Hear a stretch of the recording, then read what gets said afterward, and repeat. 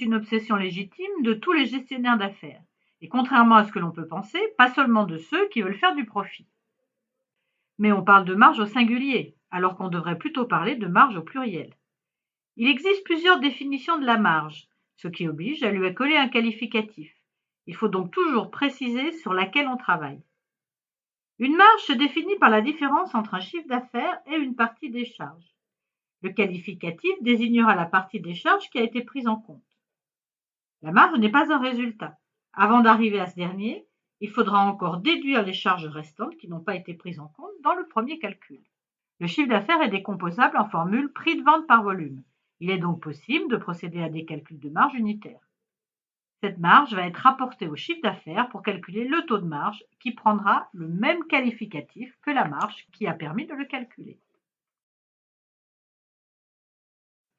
Dans une approche par grande fonction, on peut calculer la marge sur coût de distribution ou la marge sur coût de production.